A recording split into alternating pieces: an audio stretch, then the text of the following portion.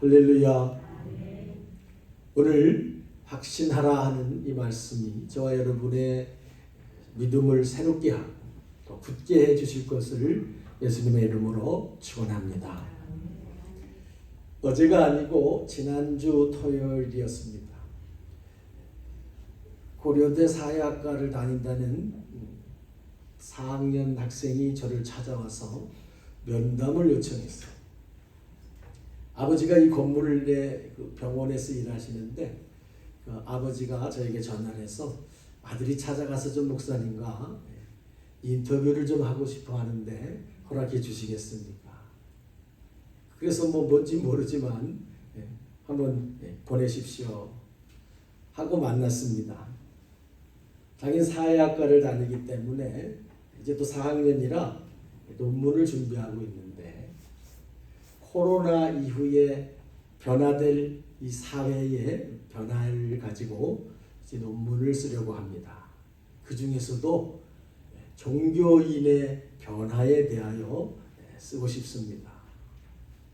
자기가 믿음이 확실히 있는 건 아니지만 교회도 다녀봤고 천주교회도 가봤고 그랬는데 어쨌든 이 코로나로 인해서 변화가 어떻게 일어날까 하는 부분을 자기 나름대로 한번 논문을 쓰려고 합니다.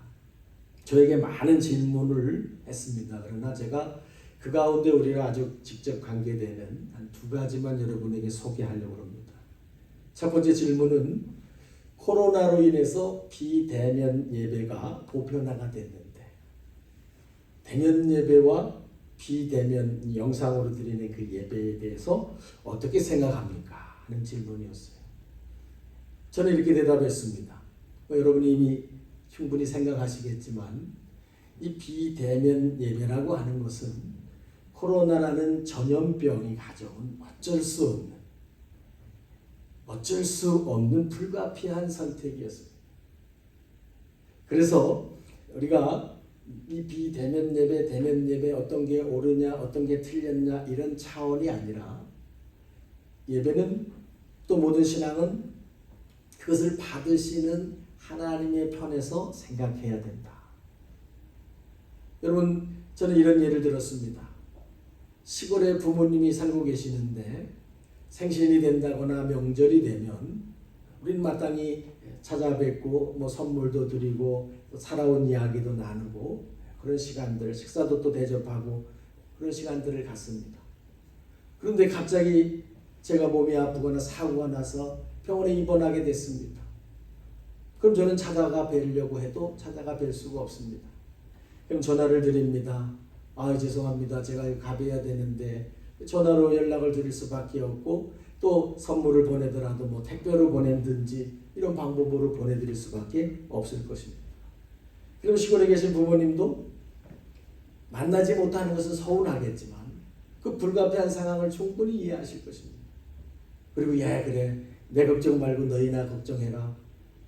부모님도 그 마음 충분히 헤아리고 오히려 자식을 걱정하실 것입니다. 바로 이것입니다. 대면 예배냐 비대면 예배냐 이런 형식의 문제가 결코 아니라 하나님이 보시는 기준이라고 하는 것은 진정성에 있다는 것입니다. 여러분의 신앙을 우리가 다시 돌아볼 것은 내가 어떤 선택을 하는 것이 그것이 받으시는 하나님이 보실 때 내가 할 수 있는 최선을 다한 선택이었느냐, 가장 진실한 선택이었느냐 하는 것입니다. 그러게만 된다면 여러분 1년이고 2년이고 병원에 계셔야 될 분에게 어떻게 하겠습니까? 어쩔 수 없이 그분은 병원에서라도 영상으로라도 예배를 드리는 것이 그가 할 수 있는 최선입니다. 그것을 하나님이 서운해서 못 받겠다고 말씀하실 리가 절대로 없다는 거예요. 그런데 우리가 반대로 시골에 얼마든지 가고 뵐 수 있지만 다른 일 하고 싶고 귀찮고 성가시고 불편해서 그냥 대신 전화하고 택배로 보내버린다면 그것은 여러분이 부모라 해도 심히 섭섭하실 것이고 그것은 여러분을 결코 기쁘게 하지 못할 것입니다. 그것이 우리가 믿음을 선택하는 기준이 되어야 한다는 사실을 우리가 같이 새겨보시기를 바랍니다. 한 가지 더 그 친구의 질문 가운데 코로나 이후 신자들의 믿음의 상태는 어떻게 변할 것이라고 생각하십니까? 여러분도 별로 생각 안 해봤겠는데 이 학생은 생각을 해봤더라고요. 코로나 이후 믿는 사람들의 신앙은 어떻게 변할 거라고 생각하십니까?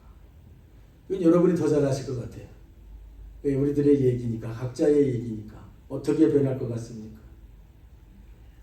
여러 가지가 생길 것입니다. 이제 믿음을 버리고 교회를 떠나는 분이 계십니다. 이미 우리가 지금도 목도하고 있는 것처럼. 그런가 하면 교회를 떠나진 않겠지만은 믿음이 많이 퇴보하는 분들이 생길 것입니다.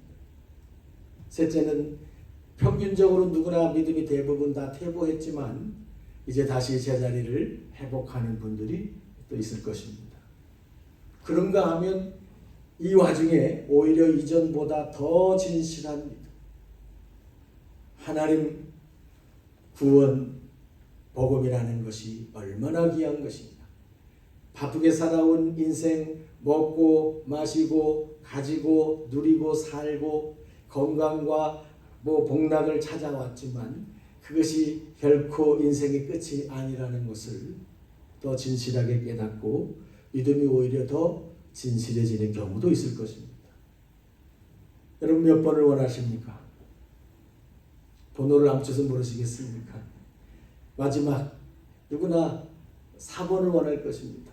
그렇게 됐으면 더 좋겠다 하고 기대하지만 그러나 실상은 그렇지 않습니다. 우리가 이미 알고 있는 것처럼 또 지금 이미 경험하고 있는 것처럼 1번, 2번이 훨씬 많을 것입니다. 참 안타깝게도 여러분 정말 이 와중에 믿음에서 떠난 분들이 적지 않습니다. 또 살아있다고 말하나 계시록 말씀처럼 정말 살았다 말할 수 없는 겨우 숨만 붙어있는 경우도 적지가 않습니다. 왜 그럴까? 저는 이 질문에서 오늘 말씀을 생각합니다. 왜 그럴까? 천국을 가르쳐 주시고 영원한 생명의 나라를 말해 주시고 인생에게 가장 복된 진리를 주시는 이 믿음에 대하여 왜 이렇게 쉽게 무너지게 될까? 예수님을 따라가는 우리 신앙의 삶에 대하여 확신하지 못하기 때문입니다. 듣기는 들었고 알기는 알고 믿기도 믿은 것 같은데 확신이 없기 때문입니다. 내가 가고 있는 이 믿음의 길이, 내가 들은 그 구원의 길이, 내가 알고 있는 예수님의 약속이, 예수님이 부활하셨다는 사실이 내게 확신이 되지 않는 거예요. 긴가민가, 그럴 것도 같고 아닐 것도 같고, 교회 오면 그런 것 같고 밖에 나가면 아닌 것 같고, 악한 사람들이 막 성공하고 출세하고 돈 벌고 그들이 득세하는 것을 보면은 진리는 없는 것 같고 확신이 없기 때문에 무너지고 마는 것입니다. 여러분 오늘 함께 예배하는 여러분들 꼭 기억하십시오. 확신이 없는 믿음은 시련이 오면 반드시 무너지고 마는 거예요. 내 안에 주님이 주신 말씀과 약속에 대한 확신이 없는 신앙은 시련이 오면 반드시 무너져. 누가 칼 들고 와서 우리의 목을 따는 것도 아님에도 불구하고 말 몇 마디에 우리는 벌써 무너져 버려요. 우리 스스로가 무너져 버려요.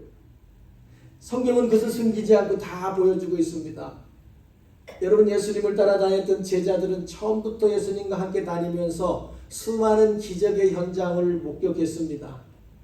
눈먼 자가 고침받는 것을 보았고 죽은 자가 살아나는 것을 보았고 문둥병자가 고침받는 것을 보았고 귀신 들린 자들에게 귀신이 떠나가는 것을 보았고 굶주린 자들에게 보리떡 5개를 가지고 5,000명이 넘게 먹이고 또 남게 하시는 놀라운 역사들을 그들은 다 목격했습니다.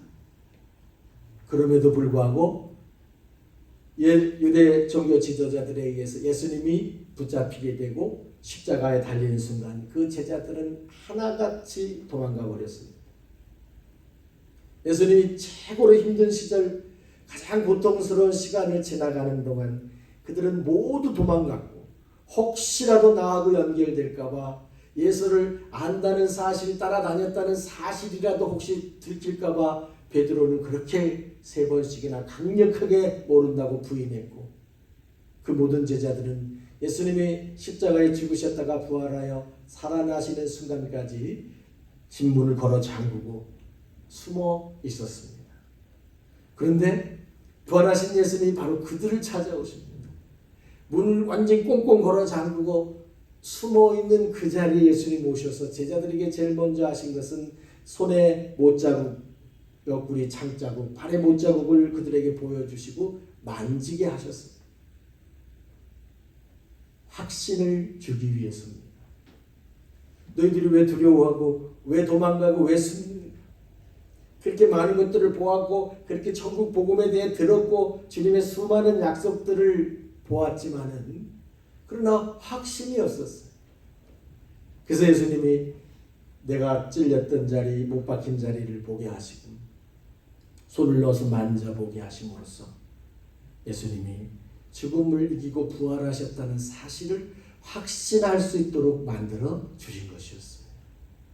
여러분, 제자들은 여기서부터 180도가 이제 달라지는 사람들이 되는 거예요. 예수님이 부활하신다고 말씀을 했습니다. 내가 고난을 당할 것이고 많은 무리들에 의해 십자가에 달릴 것이고 그리고 나는 죽을 것이고 장사 지낸 지 사흘 만에 그러나 다시 살아날 것이다. 제자들은 다 기쁨으로 들었습니다. 그때는 오직 저분이 능력 있는 분이니까 그분을 따라가서 살아가는데 빵 좀 넣었고 내가 또 한자리 하고 네가 오른쪽에 앉냐 내가 오른쪽에 앉냐 여기에만 관심이 있었습니다. 그런데 막상 그런 일이 일어나고 나니까 그들은 두려움에 그만 모든 것을 다 포기해버렸습니다. 그러나 부활하신 예수님을 그들이 만나고 그 손과 옆구리를 만진 다음에 그들은 이제 예수님이 부활하셨다는 사실을 확신하게 되었어요. 여러분, 이 사실 하나는 그들의 모든 것을 바꾸는 것입니다. 그동안 말씀하셨던 모든 말씀이 사실이 됩니다. 너희가 나를 믿으면 죽어도 살겠고 너희가 나를 믿으면 너희 죄가 나로 인하여 사함을 받을 것이고 그러므로 너희에게는 심판이 없을 것이고 그러므로 너희는 구원을 받을 것이고 그러므로 너희도 나와 같이 부활할 것이고 그러므로 너희는 영원히 살게 된다는 사실, 주님이 말씀하셨던 그 모든 것들이 사실로 받아들여진 것입니다. 할렐루야. 이 확신을 가진 제자들이 드디어 사도로 변하는 겁니다. 그래서 그들이 나가서 그 많은 핍박에도 불구하고 그 돌멩이를 맞아 스데반이 죽어감에도 불구하고 베드로가 옥에 갇히고 죽음의 협박이 계속됨에도 불구하고 그 뒤로부터 이들은 전혀 달라지지 않는 죽을지언정 죽으면 죽으리다의 고백을 가지고 복음을 전하는 사도들로 변하게 되는 것입니다. 여러분, 우리가 내가 구원받는다는 확신이 없는 사람 절대 복음을 전할 수가 없어요. 내가 그것을 자신이 없는데 어떻게 전할 수 있겠습니까? 수학 선생님이 이 문제를 풀 자신이 없는데 어떻게 애들 앞에서 문제를 풀려고 하겠습니까? 내가 못 풀겠는데 수치만 당하고 부끄러울 것 같아서 넘어가겠지요. 여러분, 우리에게 믿음은 확신이라는 사실을 붙잡으시기를 축원합니다. 내가 주님의 약속대로 구원받을 것이라는 확신을 가진 사람이 복음을 전하게 돼 있어요. 내가 확신이 없으니까 내 자녀가, 내 남편이, 내 아내가, 내 누구가 그렇게 끝나는 인생이 그 다음에 얼마나 처참한 영원히 계속될 것인지가 안타깝지가 않은 거예요. 여러분, 우리는 지금 내 가족 중에 누군가가 병원에서 오늘 내일을 하고 있다면 너무나 가슴 아플 것입니다. 주여, 저 생명을 붙잡아 주십시오. 저 영혼을 어떻게든, 저 사람을 좀 어떻게든 낫게 해 주십시오. 저 아픔 가운데, 저 고통받는 것 가운데 조금 풀어 주십시오. 변을 못 보면 그 변을 보게 해달라고 우리는 기도합니다. 그러나 그 뒤에 올 영원한 형벌에 대해서는 우리가 안타까워하지를 않습니다. 왜? 구원의 확신, 구원 뒤편에는 심판이 있다는 확신이 없기 때문입니다. 여러분, 확신이 없는 믿음이란 아무 소용이 없는 거예요. 그걸 우리가 어디에서 먹을 수 있겠습니까? 이 구원의 확신을 가진 사람만이 예수님이 주시는 평안의 은혜를 진실로 믿게 되는 것입니다. 나의 평안을 너희에게 주노니 이 평안은 세상이 줄 수 있는 평안이 아니다. 돈을 산더미처럼 쌓아놓고도 여러분, 러시아의 지금 황제 같은 대통령 푸틴, 그 사람 말 한마디면 법이 내일로 바뀌고 그 말에 거역하는 사람은 그 자리에서 바로 죽일 수도 있는 법을 만들 수 있는 황제 같은 대통령으로 뭐든지 할 수 있지만, 그러나 여러분, 자기 자신 운명, 내일 운명 그도 어찌할 수 없습니다. 그도 결코 평안하지 않습니다. 지금 얼마나 머리 아프겠습니까? 일은 저질러 놨고 세계와 싸우는데 지금 힘이 있어서 명령 한마디면 모든 군인은 죽으려면 죽는 자리로 달려나가고 있지만 장군들이 막 가서 죽어지고 수천 대의 전차, 장갑차가 다 막 불타고 미사일이 다 떨어질 만큼 자기 명령 한마디면 하고 있지만 그도 밤잠이 잘 안 올 것입니다. 여러분, 구원의 확신을 가진 자가 가질 수 있는 최고의 복은 세상에 줄 수 없는 평안을 누릴 수 있다는 것입니다. 여러분, 우리가 이 확신이 있어야 그 평안을 가족에게, 가까운 사람에게 주고 싶은 거예요. 그것을 알게 하고 싶은 거예요. 그것을 나누어 주고 싶은 거예요. 그래서 욕을 먹으면서도 주는 거예요. 그런 확신이 저와 여러분 안에 있기를 축복합니다. 사도 바울은요, 디모데에게 편지하면서 이런 기록을 남겼습니다. 디모데 후서 4장 9절에 너는 어서 속히 내게로 오라. 대마는 이 세상을 사랑하여 나를 버리고 갔고 누가만 나와 함께 있느니라. 대마라는 사람을 이야기합니다. 그렇게 유명한 사람은 아니지만 사도 바울과 함께 열심히 복음을 전하면서 바울을 섬겼던 신실한 그리스도인이었습니다. 그런데 대마가 이 세상을 사랑하여 떠나갔다는 거예요. 바울이 마지막 때요, 이제 죽음을 코앞에 두고 있는 때입니다. 그래서 디모데야, 어서 속히, 어서도 빨리고 속히도 빨리예요. 마음이 얼마나 급한지를 알 수 있는 거예요. 어서 속히 내게로 오라. 내가 널 좀 만나고 싶다. 내 곁에 다 떠나가고 이제 겨우 항상 같이 다닌 누가 한 사람밖에는 없다. 여러분, 이 사람이 왜 떠나갔겠습니까?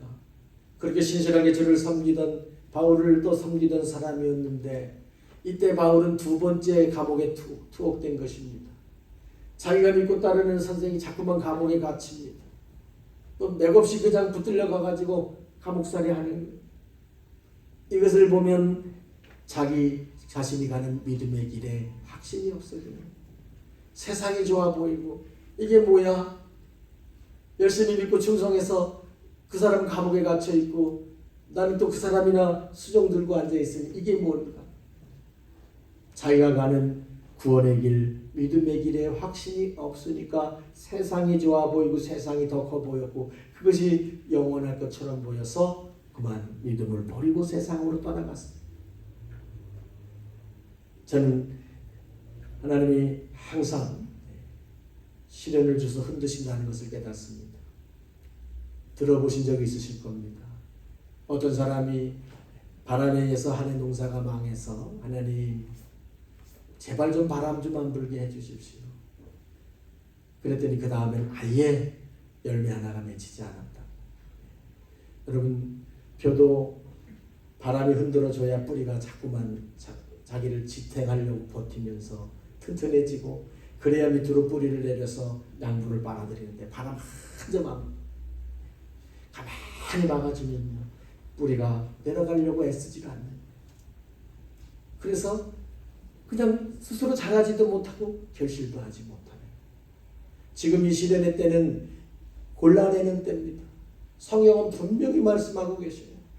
물고기를 잡은 천국은 마치 고기를 잡고 그물에 있는 고기를 골라내는 사람과 같으니 쓸만한 고기와 아닌 고기를 갈라내고 열매와 가라지를 골라낸다고 말씀하는 거예요.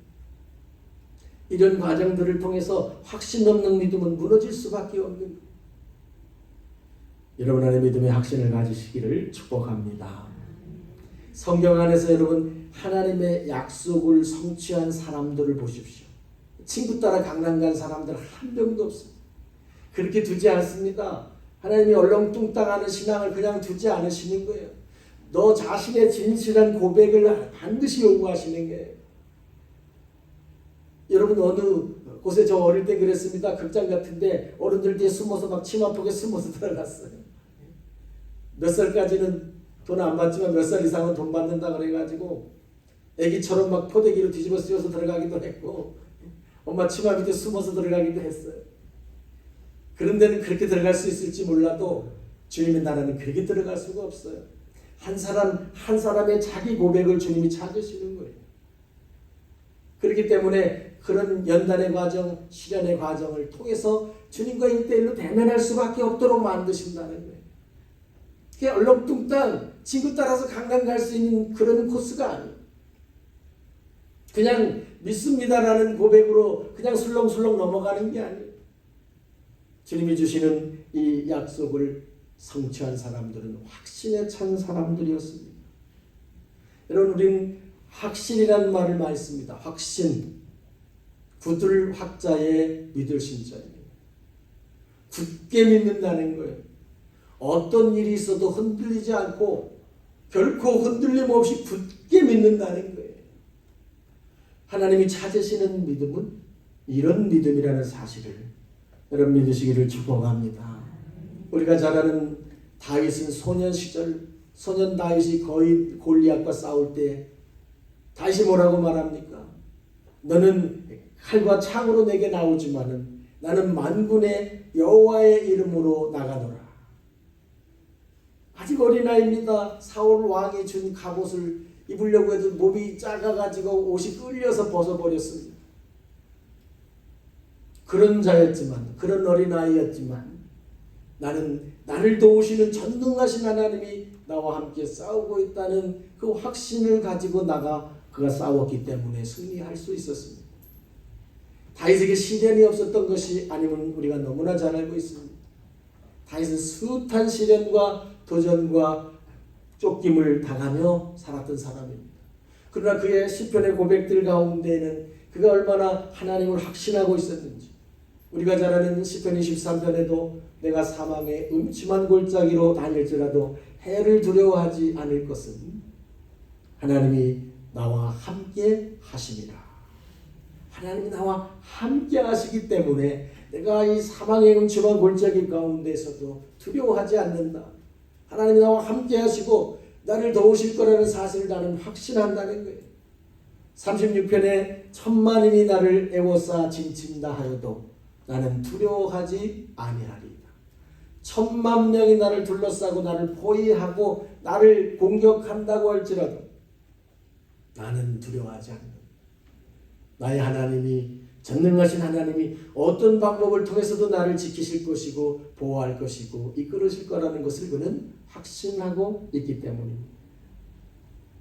여러분 다윗은 10,000,000명이 내 뒤에 와서 뭐라 그래도 눈 하나 끔찍하지 않았어요.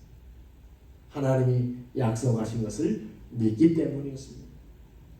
다니엘은 기도하는 사람은 사자굴에다 집어 던진다라고 하나님이 아니라 그 나라 왕이 법을 만들었음에도 불구하고 이제 기도하는 사람은 틀림없이 사자굴에 던져지는 것을 알면서도 하나님의 성전을 향하여 난 문을 열고 하루에 3번씩 그는 변함없이 기도했습니다. 몰라서도 아니었고 분명히 알고 있었지만 그럼에도 불구하고 하나님께서 지켜주실 것을 확신했기 때문입니다. 여러분 주님은 우리에게 확신을 주시기를 원합니다. 확신을 주시기를 원해요. 여러분이 어떤 사람과 살 거냐 고민할 때도 중요한 게 뭡니까? 확신입니다. 물건을 하나 살 때도 집을 하나 살 때도 전세를 하나 얻을 때도 이것저것 보고 다니다가 우리는 마음에 고민합니다. 내가 이것을 얻으면 괜찮겠는가? 내가 이것을 얻는 것이 최고겠는가? 이것이 최선이겠는가? 확신이 들 때 선택하게 되는 것입니다. 이 진리와 우리의 영원한 생명을 맡기는 이 부분에 대하여 여러분 믿으면서도 확신이 없다면 우리는 늘 흔들리는 나무같이 되는 거예요. 결실하지 못하는 나무가 되고 막. 그래서 주님은 우리에게 할 수만 있다면 확신을 주시기를 원해요. 임마누엘의 하나님이 무엇입니까? 나와 함께 하고 계신다는 것을 알게 해주기를 원하신다는 거예요. 주님은 우리와 함께 계신다는 사실을 알게 해주시기 위해서 구약에 출애굽한 이스라엘 백성들에게 하나님은 낮에는 구름 기둥으로 그들에게 나타나셨고 밤에는 불 기둥으로 나타나셨어요. 너희들이 가는 길이 지금 광야 길이고 너희들이 가는 길이 참으로 거친 길이고 이 약속 가나안에 간다는 약속이 잘 보이지 않고 신뢰가 안 가겠지만 당장 하루하루의 삶을 보면 너무나 거친 광야길이고 마실 물이 없기도 하고 먹을 것이 떨어지기도 하고 신발이 다 뜯겨지기도 하고 독사가 나타나기도 하고 언제 이 방황의 세월이 끝날 것인지 알 수 없을지라도 하나님이 여기 내가 함께 있다. 낮에는 구름 기둥을 통해서 그것을 보게 하셨고 밤에는 불 기둥을 통해서 그들을 이끌고 계신다는 사실을 확신하게 해주신 거예요. 예수님도 제자들에게 끊임없는 확신을 주십니다. 마태복음 마지막 28장 마지막에 볼지어다 내가 세상 끝날까지 너희와 항상 함께 있으리라. 항상 끝까지 너희와 함께 있을 거라고 말씀합니다. 계시지 않은 주님이 어떻게 함께 계십니까? 그것을 요한복음 14장 16절이 설명해 줍니다. 내가 가면 또 다른 보혜사 성령을 주사 영원토록 너희와 함께 있게 하리라. 여러분 하나님의 영이 주님이 보내신 영이 지금도 진실한 믿음을 가진 사람 속에 오셔서 이 확신을 심어주시는 거고 함께 계시는 것입니다. 성령 충만이란 다른 데 있는 것이 아닙니다. 이 사실을 진실로 받아들여서 그것이 내 안에 지금 살아있게 하는 것입니다. 누군가를 사랑합니까? 사랑하는 마음에 내 마음의 설레임과 어떤 뜨거움 표현할 수 없는 그런 것들이 내 안에 늘 살아있어서 그립고 보고 싶고 만나고 싶고 주고 싶고 그 상태가 사랑의 상태인 것처럼 하나님이 계신다는 것이 믿어지고 그분의 약속이 믿어지고 그 나라를 위해서 내가 지금도 그 자리로 가서 그분과 함께하고 그분의 말씀을 따르고 그것이 세상에서는 돈이 안 되고 세상에서는 어떤 결과가 없다 할지라도 그것이 참된 길인 줄을 믿기에 기쁜 마음으로 용기 있게 가고 있는 상태, 하나님의 영에 붙들려 있는 은혜의 상태인 것입니다. 그래서 여러분 우리는 하나님의 집에 열심히 나와서 그래서 약속의 말씀을 들어야 하는 것입니다. 확신의 믿음, 확신 있는 믿음은 약속의 말씀을 들을 때 생기기 때문인 것입니다. 만사를 우리는 제치고 그래서 주님 전에 나오는 거예요. 그래서 성령의 은혜를 받아야 하는 거예요. 그럴 때 주님이 나와 함께하고 계신다고 하는 사실을 성령께서 깨닫게 해 주시는 것입니다. 할렐루야. 사람이 해줘서 되는 것이 아닙니다. 여러분의 믿음을 주님 앞에서 그 말씀을 듣고 여러분이 마음 문을 열고 그것이 진실하구나 그렇구나 주여 나의 이 믿음 없음을 불쌍히 여겨 주시옵소서. 날마다 세상에 찌들어 버렸고 내 생각이 세상 것에만 붙들려 버렸던 나의 이 믿음 없음을 긍휼히 여겨 주셔서 주님 성령으로 내 안에 오셔서 알게 하시고 믿게 하여 주시옵소서. 여러분 마음의 진실한 소원 가운데 성령은 구하는 대로 이루어 주시는 은혜를 베풀어 주시는 것이고 하나님이 계신다는 사실과 하나님의 모든 약속이 진실하다는 사실을 확신하게 해 주시는 것입니다. 그걸 믿음이라고 말하는 것입니다. 여러분의 믿음이 그와 같기를 축복합니다. 오늘 읽은 본문 바울의 이 로마서 8장 바울의 믿음은 확신에 찬 믿음이에요. 바울의 모든 고백들을 들어보십시오. 그의 믿음은 그런가 하는 믿음이에요. 절대적으로 흔들림이 없는 확신하는 믿음이에요. 바울의 모든 사역의 힘은 예수 그리스도를 확신하는 믿음에서 나옵니다. 주님의 약속을 확신하는 것으로부터 그의 모든 힘이 나와요. 읽은 말씀도 여러분 좀 어렵지만 다시 한번 새겨보면 이렇습니다. 31절, 하나님이 우리 편이라면, 하나님이 우리를 위하신다는 건 하나님이 내 편이라면 도대체 누가 우리를 대적하겠는가? 전능하신 하나님이 내 편이 되어주신다면 누가 과연 이 하나님과 대적하여 이길 수 있겠는가? 자기 아들을 아끼지 않고 주신 그분을 믿고 확신하는 자를 위하여 무엇을 주시지 않겠는가? 35절로 가면은 누가 우리를 예수 그리스도의 십자가의 사랑에서 끊어낼 수가 있겠는가? 누가 하나님의 아들이 대신 죽어주심으로써 구원받게 한 그 구원으로부터 확신을 믿음을 가진 사람을 끊어낼 수 있겠는가? 누가 그 부활의 약속을 끊어낼 수 있겠는가? 누가 영생의 약속을 가진 사람에게서 영생을 끊어낼 수가 있겠는가? 누가 주님이 주시는 그 평강과 그 진정한 희락을 가진 사람에게서 그것을 끊어낼 수가 있겠는가? 절대 그럴 수 없느니라. 할렐루야. 그래서 바울은 내가 확신하노니 38절로 뛰어가면요. 나는 확신한다. 나는 확신한다. 나는 예수 그리스도를 통해 주신 하나님의 이 모든 약속들이 틀림없이 믿음 가운데 그대로 될 것을 나는 확신한다. 여러분의 믿음이 이 확신한 믿음이 되기를 축복합니다. 긴가민가의 믿음은 아무 소용이 없기 때문이에요. 바울이 어떻게 확신하는지 우리 한번 38절과 39절을 같이 한번 다시 읽어보겠습니다. 38절로 9절 시작.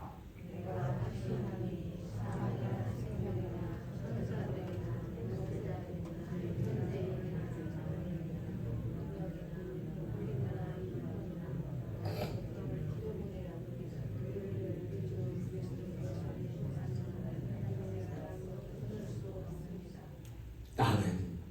내가 확신한다. 무엇을? 사는 것도 죽는 것도 또 어떤 세상의 권세도 무슨 일도 어떤 존재도 그리스도 안에 있는 사람을 절대로 끊을 수 없다. 그리스도의 그 생명에서 절대로 끊을 수 없다. 여러분 세상에서는 망하면 끊어질 수 있고 암병이 오면 끊어질 수 있고 죽으면 모든 것이 다 끊어질 수 있지만 그리스도 예수 안에서 이 믿음의 확신을 가진 자는 그런 것들로도 절대 끊을 수 없다는 거예요. 죽음이든 생명이든 총칼을 들은 사람이든 푸틴 같은 절대 권력을 가진 사람이든 그 누구도 하나님의 사랑 안에 있는 그리스도 예수의 생명을 붙잡고 있는 사람, 그것을 확신하고 있는 사람은 절대로 끊을 수 없느니라. 할렐루야. 그렇기 때문에 수많은 믿음의 선배들이 총칼 앞에 두려워하지 아니하고 믿음을 지킬 수 있었던 것이고 그들이 하늘의 별이 되고 영원한 나라를 소유하게 된 것입니다.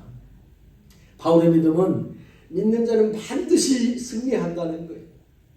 예수 그리스도의 그 믿음만에 견고하게 서 있는 사람은 절대로 지지 않습니다. 지는 것 같으나 지는 게 아닙니다. 죽은 자 같으나 십자가에서 다시 부활하신 주님과 같이 바울의 믿음은 확신하는 믿음. 여러분이 확신을 가진 사람을요 세상이 이길 것이 절대로 없습니다. 저는 우리 포도나무 가족들의 믿음이 바람에 흔들리는 갈대 같은 믿음 되지 않기를 간절히 소원합니다. 확신을 가진 믿음, 천지를 지신 분이 주신 약속이요 우리를 위해서 몸을 찢고 자신의 모든 생명을 아낌없이 주신 예수 그리스도가 주신 이 분명한 사실을 부모가 자신의 모든 생명을 다해준 사실 약속을 자녀가 반신반의한다면 여러분 부모로서도 얼마나 섭섭하고 낙심되겠습니까? 천지를 지으신 하나님이 당신의 가장 소중한 것을 주셔서 우리를 사랑하셔서 우리에게 정말로 주고 싶은 그 영원한 생명과 기쁨과 진정한 자유와 복락을 주시기를 원하시는데 그 말을 그 약속을 온전히 신뢰하지 못한 그것은 결국 아무것도 아닌 것이 되고 만다는 것입니다. 내가 확신하노니 여러분의 믿음이 되길 축복합니다. 저는 한 여자 전도사님의 글을 읽고 참 큰 은혜를 받았습니다. 이분은 지금 이 땅에 계시지 않습니다.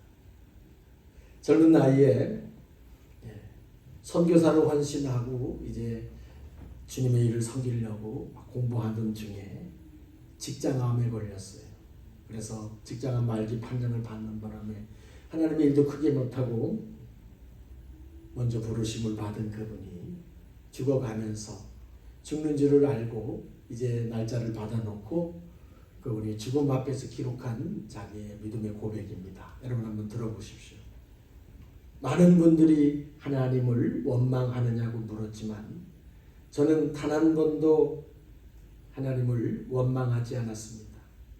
많은 사람들이 도대체 왜 너에게 이런 일이 일어났느냐고 물었지만 저는 단 한 번도 하나님께 왜라고 질문하지 않았습니다. 왜냐하면 저는 하나님을 이해하는 것이 아니라 신뢰하기 때문입니다. 하나님이 나보다 나를 더 잘 아시고 나의 필요를 더 잘 아시고 또 나에게 가장 좋은 것을 주시는 것을 확신합니다. 저에겐 이 고통의 시간을 통해서 복음의 놀라운 능력을 깨달은 것이 큰 축복이었습니다. 죽음의 문턱에서 느끼는 이 평안과 행복을 경험하면서 저는 더욱 이 세상에서 복음만큼 좋은 것은 없구나 하고 확신하게 되었습니다. 곧 죽는다. 그것도 아주 비참하고 고통스럽게 죽는다는 사람들의 얘기를 듣고도 이렇게 행복하고 이렇게 평안한 제 자신을 보면서 복음의 능력에 감탄하게 되었습니다. 저는 죽음에 대한 두려움이 없습니다. 죽게 되었지만 육신의 고통이 있지만 이제 죽어서 나를 위해 죽어주신 예수님을 드디어 만나고 또 그분과 함께 살게 될 것이라는 기대에 도리어 흥분이 몰려옵니다. 힘들어도 예수 그리스도 때문에 기쁘고 힘들어도 예수 그리스도 때문에 행복하고 힘들어도 예수 그리스도 때문에 감사합니다. 이것이 어떻게 가능한가요?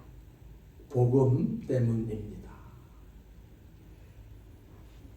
이 고백 드리고 주님의 나라 갖고 그분이 고백한 대로 주님과 함께 계시는 줄을 믿습니다. 여러분 복음에 대한 예수님의 구원의 약속에 대한 확신은 죽음도 이기는 것입니다. 할렐루야. 히브리서 4장 3장 14절 저와 여러분이 이 말씀을 꼭 붙잡고 살기를 바랍니다. 우리가 시작할 때에 확신한 것을 끝까지 견고히 잡고 있으면 그리스도와 함께 참여한 자가 되리라. 우리가 시작할 때에 우리가 믿음을 시작할 때에 확신한 것을 분명히 믿은 그 사실을 끝까지 견고히 잡고 있으면 예수님과 함께 부활에 참여하고 승리하여 영원한 생명에 참여한 자가 되리라. 여러분 확실히 없는 믿음은 반드시 무너지고 맙니다. 확신을 가지시기를 축원합니다. 확신한 자만이 이긴다는 사실을 여러분 믿으시기를 축복합니다. 좋으신 하나님, 오늘 시대가 우리의 믿음을 흔들고 모든 상황과 환경이 흔듭니다. 우리는 어리석고 미련하여서 눈에 보이고 우리 머리로 계산되는 것만을 쫓아가려고 합니다.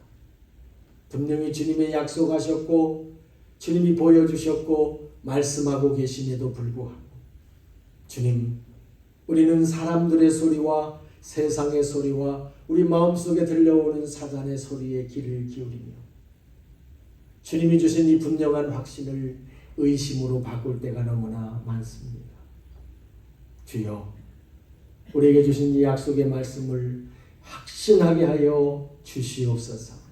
천지와 만물을 지으시고 주관하시고 영원한 나라를 다스리는 하나님께서 헛된 말씀을 하실 이유가 없고 당신의 독생자 우리 구주로 보내신 예수 그리스도께서 당신의 몸을 찢고 피를 쏟아 죽으시면서까지 거짓말을 하실 이유가 없음을 깨닫습니다. 주신 말씀을 진리로 붙잡게 하시고 순종하여 따르는 자에게 하나님의 약속이 영원히 틀림없이 이루어진다는 사실을 확신하게 하시고 이 확신 가운데 자유하며 이 확신으로 인하여 평안한 이 확신으로 인하여 세상을 이기는 믿음의 사람들이 되게 하여 주시옵소서. 예수님의 이름으로 감사 간절히 기도드리옵나이다. 아멘.